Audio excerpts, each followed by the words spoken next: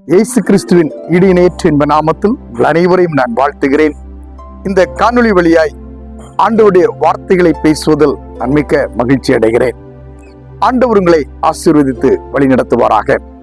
இந்த நாளிலும் உங்களோடு பகிர்ந்து கொள்ள நான் விரும்புகின்ற வசனம் சங்கீதங்களின் புஸ்தகம் 91 சங்கீதம் 14வது வசனம்.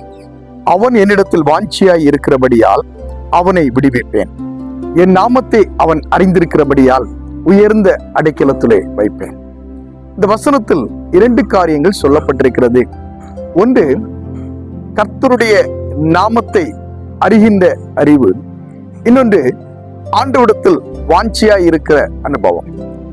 ஆண்டவர் தருகின்ற ஆசீர்வாதம் ஒன்று உயர்ந்த அடைக்கலத்தில் வைப்பதும், இன்னொன்று நம்மை விடுவிக்கிற அனுபவம். இந்த 2 காரியங்களையும் சங்கீதக்காரன் அழகாய் சொல்லுகிறார். 91 சங்கீதம் துவக்கத்திலே அழகாய் சொல்லப்பட்டிருக்கிறது. உன்னதமானவருடைய மறைவில் இருக்கிறவன் சர்வ வல்லவருடைய நிழலில் தங்குவான். இன்று நாம் கர்த்தருடைய பாதுகாப்பிலே இருக்க வேண்டும். 2004 ஆண்டு டிசம்பர் மாதம் 26 தேதி உலகத்தை நடுங்கச் செய்த ஒரு பெரிய நிகழ்வு ஒன்று நடந்தது. இந்திய பெருங்கடலில் ஏற்பட்ட சுனாமி பேரலை இந்தியா முழுவதும் பல தாக்கத்தை கொண்டு வந்தது. குறிப்பாக தமிழகத்தை மிகவும் உலுக்கியது. நம்முடைய குமரி மாவட்டத்தில் கூட பல மக்கள் தங்கள் வீடுகளை இழந்தார்கள், உறவுகளை இழந்தார்கள், இன்னும் பல கோரமான அனுபவங்களை பெற்றார்கள். இந்த நிலையில் ஒரு குடும்பம் எல்லாவற்றையும் இழந்து, அந்த குடும்பம் மட்டும், குடும்பத்தின் பிள்ளைகள் மிக நேர்த்தியாய் காப்பாற்றப்பட்டார்கள். நடந்தது என்ன?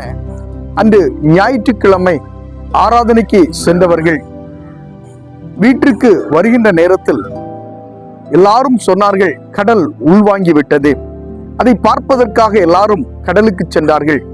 அந்த வீட்டின் தலைவர் சொன்னார், கடல் உள்வாங்குவது என்றால் நடைமுறையில் இல்லாத ஒரு நிகழ்வு, ஏதோ ஒரு பெரிய பிரச்சனை வரப்போகிறது, நாம் இந்த இடத்தை விட்டு சொல்ல வேண்டும். உடனடியாக அவரும் அவருடைய பிள்ளைகளும் அவருடைய மனைவியுமாக ஒரு மேடான பகுதிக்கு ஓடி சென்றார்கள். சென்ற சிறிது நேரத்தில் அந்த கடல் அலையானது வெகு சீற்றத்தோடு அந்த இடம் முழுவதையும் காலி செய்தது. நடந்த அந்த நிகழ்விலே அவர் எல்லாவற்றையும் இழந்தார். தன்னுடைய வீட்டை இழந்தார், வீட்டில் இருந்த எல்லா பொருட்களையும் இழந்தார். அவரும் அவருடைய குடும்பத்தின் பிள்ளைகளும் அவருடைய மனைவியும் காப்பாற்றப்பட்டார்கள்.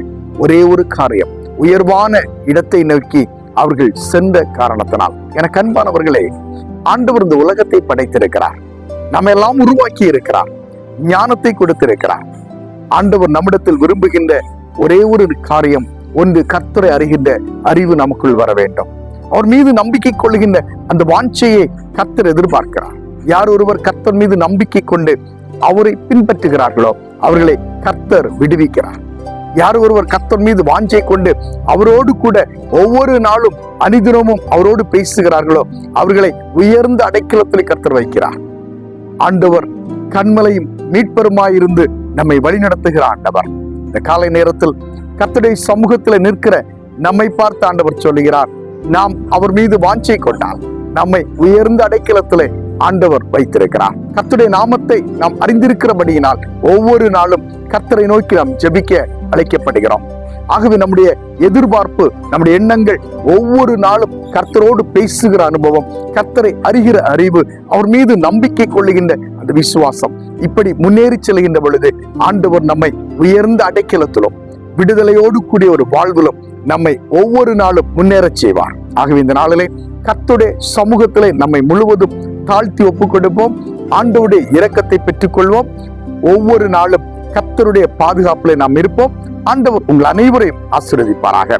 ஒரு நிமிடம் கண்களை மூடி ஆண்டவரை நோக்கி ஜெபிப்போம். இரக்கம் நிறைந்த எங்கள் பரலோகத்தின் நல்ல ஆண்டவரே, ஆசீர்வதிக்கப்பட்ட இந்த நேரத்திற்காக நன்றியோடு உம்மை துதிக்கிறோம், ஸ்தோத்திரிக்கிறோம். இந்த நாளிலும் ஆண்டவருடைய சமூகத்தில் நின்று உம்முடைய வசனத்தை தியானிக்க ஆண்டவர் கிருபை செய்து நன்றி செலுத்துகிறோம்.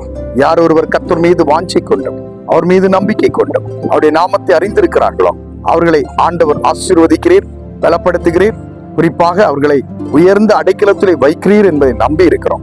அவனமாக ஆண்டவர் எங்களை ஒவ்வொரு நாளும் உயர்ந்த அடைக்கலத்திலே வைத்து உம்முடைய பாதுகாப்பை நாங்கள் பெற்றுக்கொள்ள ஆண்டவர் எங்களை கிருபை செய்யும். குறைவுகளை கர்த்தர் நிறைவாக்கி தாரும். இந்த நாள் முழுவதையும் கர்த்தர் ஆசீர்வதித்து வழிநடத்தும். நாங்கள் போகும் இடமெல்லாம் உம்முடைய கரம் வழிநடத்தல் பாதுகாப்பில் கூட இருக்கட்டும். இயேசு கிறிஸ்துவின் வழியாய் வேண்டுகிறோம். ஜெபம் கேளும் நல்ல பிதாவே, ஆமென். கிறிஸ்துவுக்குள் எனக்கு மிகவும் அன்பானவர்களே, அனைவரையும் நான் ஒரு முறை கூட நான் வாழ்த்துகிறேன். இந்த நாள் முழுவதையும் ஆண்டவர் உங்களுக்கு ஆசீர்வாதமாக்கி தருவாராக. ஜெபத்தோடு கூட முன்னேறி செல்வோம். ஒவ்வொரு நாளும் ஆண்டவருடைய வழிநடத்தல் கூட இருக்கும். இந்த செய்தியை மற்றவர்களுக்கு பகிர்ந்து கொடுங்கள். சப்ஸ்கிரைப் செய்து கொள்ளுங்கள். தொடர்ந்து ஆண்டவருடைய வார்த்தைகள் உங்களுக்கு வருவதற்கு ஜெபியுங்கள். ஆண்டவர் உங்களை ஆசீர்வதிப்பார். மீண்டும் அடுத்த காணொளியில் சந்திக்கிறேன். அதுவரையிலும் ஆண்டவருடைய வழிநடத்தல் அனைவரோடும் கூட இருப்பதாக.